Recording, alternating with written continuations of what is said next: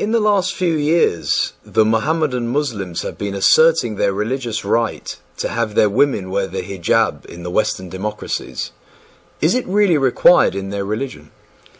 Like all the answers and statements that I give in this series, no matter how unbelievable or even offensive they may sound, are nonetheless based entirely upon the Arabic language of the Quran and of the Hadiths with all the corresponding references.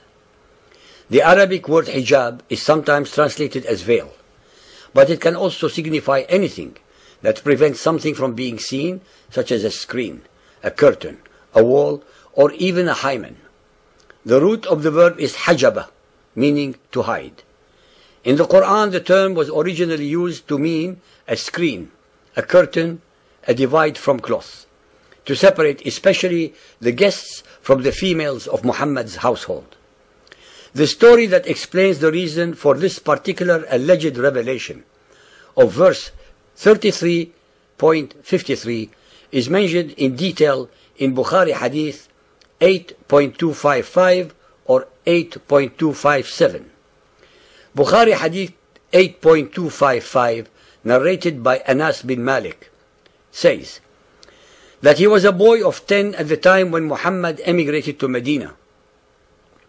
He added, I served Allah's apostle for 10 years, and I know more than the people about the occasion whereupon the order of hijab was revealed. It was revealed during the marriage of Allah's apostle with Zainab bint Jahsh. In the morning, the Prophet was the bridegroom of her, and he invited the people, who took their meals and went away. But a group of them remained with Allah's apostle, and they prolonged their stay.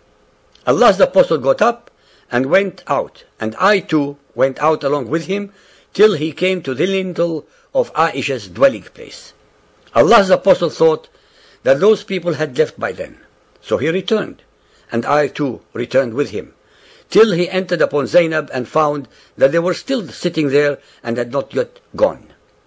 The Prophet went out again, and so did I with him, till he reached the lintel of Aisha's dwelling again, and then he thought that those people must have left by then.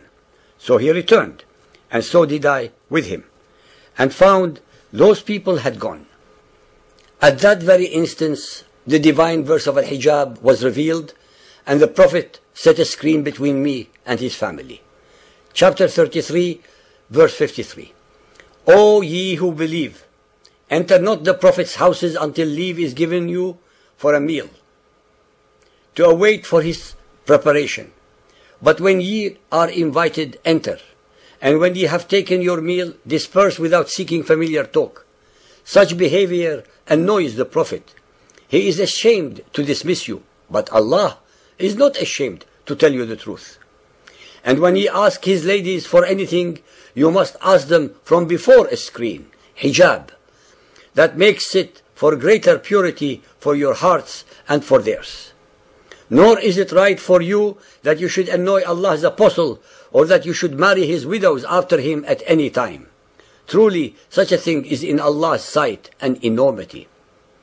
It is crystal clear from the verse above that all of its instructions are to do with Muhammad's personal annoyance at the behavior of his guests. As usual with Muhammad and his Quran, an instant made-to-order revelation was descended to turn his personal objections into unchallengeable divine sanctions, emanating from the unsuspecting mouth of Allah, the supreme rock God of the Kaaba. In fact, the actual Arabic words used in the verse above are min wara'i hijabi, which should have been translated instead to from behind a screen.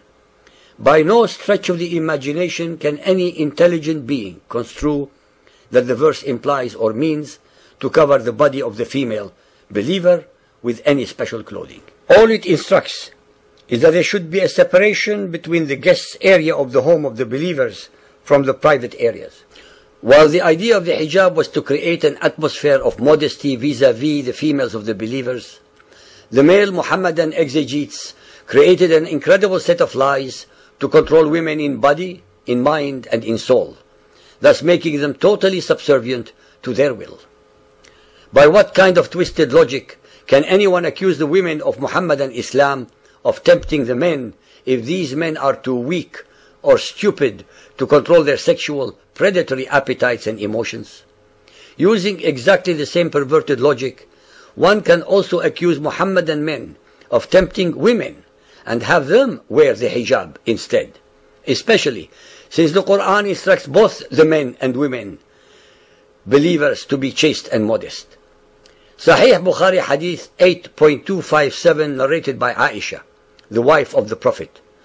Umar ibn al-Khattab used to say to Allah's apostle, "Let your wives be veiled," but he did not do so. Umar was anxious for some divine orders regarding the veiling of women. So Allah revealed the verse of the veiling, al-hijab. Although both the Quran and the Hadiths clearly explain the meaning and reason for the hijab, nonetheless, the male chauvinist followers of Muhammad deliberately misinterpreted and or misrepresented it to mean that the female followers should be covered from head to toe with a garment from which only their eyes can be seen. This is a method to control Muhammadan Muslim women physically, intellectually and spiritually, so as to have them totally subservient to the will of the men as if they were domesticated animals. They want to cover the female followers of Muhammad, hundreds of millions of God's human creations, as if they are an offense to the Almighty. Al-Hajj Maulana Falzul Kareem in Mishkat al-Masabih, Volume 2, page 692 says, "A woman is like a private part. When she goes out, the devil casts a glance at her."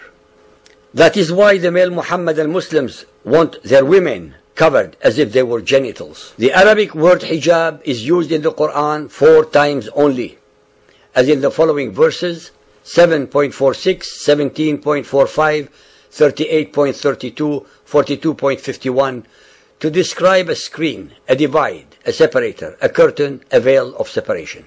In none of them is the word associated with any kind of dress or costume covering the whole body of anyone or anything. What is being enforced upon the Europeans and other democracies today is a politicized form of hijab, so that slowly but surely more and more Sharia-based rules are insinuated into the consciousness of our democracies, acting as a slow poisoning of our values. The hijab is not in the Quran or in the Hadiths as a total covering of the women of Muhammadan Islam, and no Muhammadan Muslim can prove otherwise. Muhammadan Muslims depend entirely upon the ignorance of a humanity in general regarding the Arabic language and the actual meaning of the Quranic verses to fool, to deceive, and to misinform them, so that they can insinuate their agenda into our consciousness and undermine our democracies.